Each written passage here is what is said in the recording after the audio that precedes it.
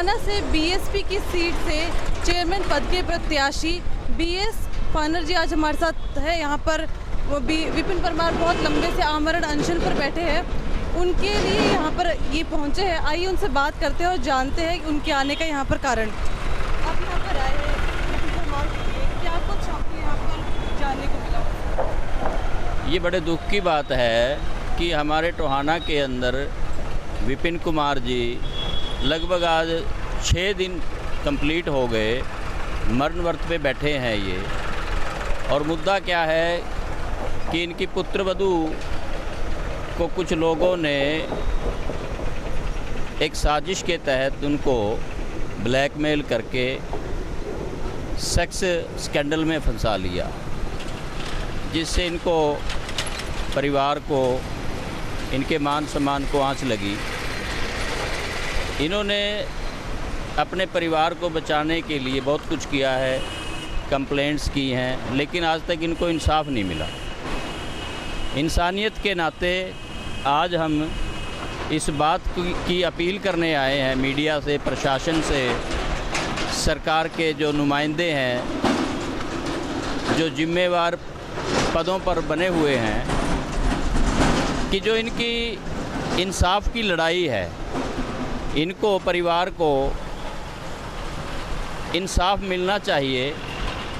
और इनके पास जो हमने कागजात देखे हैं, रिकॉर्ड जो सरकारी रिकॉर्ड की आरटीआईज वगैरह का जो इन्होंने असेंबल किया हुआ है रिकॉर्ड, उसके मुताबिक पुलिस ने कई जगह पे काफ़ी गलत तरीके से जांच को प्रभावित किया है। और जब तक दूध का दूध पानी का पानी नहीं हो जाता तो इंसाफ नहीं हो पाएगा। हमारी तो यही एक मांग है कि जो ये परिवार जो इतनी संकट में है, आज ज़िंदगी और मौत की लड़ाई लड़ रहे हैं, कि जो इनकी जो शिकायत है, इनकी जो ग्रीवेंस है, जो इंसाफ की जो इनकी मांग है, सबसे पहले तो उस पर गौर होनी चाहिए, वो इंसाफ होना चाहिए।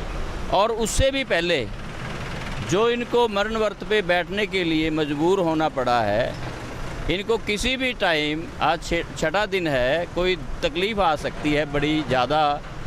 ये इनको जीवन बचाने के लिए, परिवार को बचाने के लिए, मान सम्मान को बचाने के लिए हम हर प्रकार से इनके साथ बैठे हैं और बैठेंगे।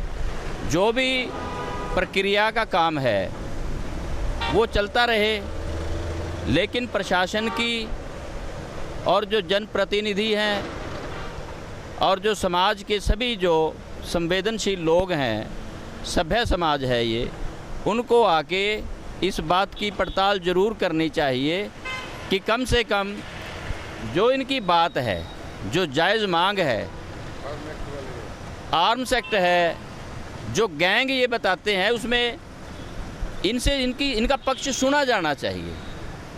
इनका पक्ष सुन के इन्होंने हमारे को यहाँ तक आश्वासन दिया है कि अगर मैं गलत हूँ, मेरे खिलाफ़ कार्रवाई कर देना, मेरे को कोई दिक्कत नहीं है। अगर किसी ने गलत किया है तो उसका हमें इंसाफ चाहिए। इंसाफ के लिए भी हम चाहते हैं कि इंसाफ होना चाहिए।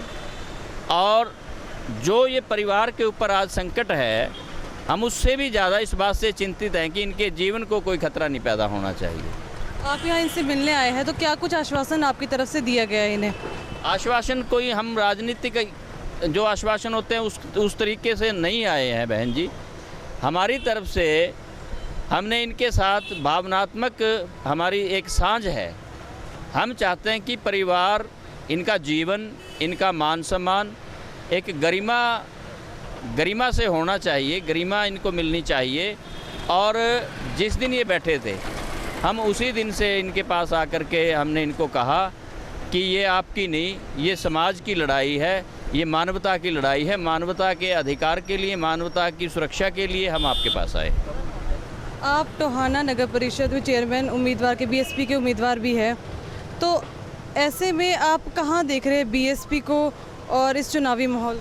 देखिए, इसमें कोई चुनाव की बात हम ना यहाँ करने आए हैं, ना उसका इस बात से कोई लेना देना है। मैं सिर्फ यहाँ मानवता के नाते जो ये बात ज़रूर कहने आया हूँ कि जो भी साथी ये चुनाव लड़ रहे हैं, मुझे इस बात का यहाँ पे आके पता लगा कि ठीक है, चुनाव लड़ना चाहिए, ये संवैधानिक प्रक्रिया का हिस्सा है, लेकिन मानवता को जब खतरा होता है तो चुनाव उससे बाद में आता है। एक मानवता के नाते, एक मानव का जीवन बचाने के नाते, एक उनकी गरिमा के लिए जो एक संवैधानिक दायरा है, उसके तहत हम इनके जीवन की सुरक्षा के लिए इनके साथ बैठे। धन्यवाद बात करने के लिए। तो ये थे हमारे साथ पीएस फानर जी, जिन्होंने अपनी बात रखी। और यहाँ पर ये विपिन परमार जो लंबे वक्त से इस तपती धूप में आमरण अनशन पे बैठे हैं, उनके सहयोग के लिए आए हैं और इन्होंने आश्वासन दिया है कि जितना इनसे बनेगा उतना वो करेंगे। विपिन परमार से बात करने की कोशिश करेंगे। इनकी हालत देख के हम अंदाज़ा लगा सकते हैं, क्योंकि 6 दिन से लगातार ये अनशन पर बैठे हैं इस तपती धूप में। आसान नहीं है, फिर भी बात करने की कोशिश करेंगे और जानना चाहेंगे कि इतने 6 दिन में इन्हें क्या कुछ अब तक हासिल हो पाया है, या फिर वहीं की वहीं पर है आज अभी भी। ठीक है, थोड़ा सा आपसे बात करने की कोशिश करेंगे, अगर आप हिम्मत कर सके तो। मैं ज़्यादा तो नहीं बोल पाऊँगा। मैं एक ही बात कहूँगा, चलो सेक्स एक्ट वाला जांच का विषय हो सकता है, आर्म एक्ट के केस में तो इसको 1 मिनट के लिए रुकना नहीं चाहिए था, पुलिस को अरेस्ट करना चाहिए था। 19 जनवरी को मैं एसपी फतेहाबाद को एक एप्लीकेशन दे के आया था, उसके बाद एसपी ने कुछ नहीं किया, जांच पे टालते रहे।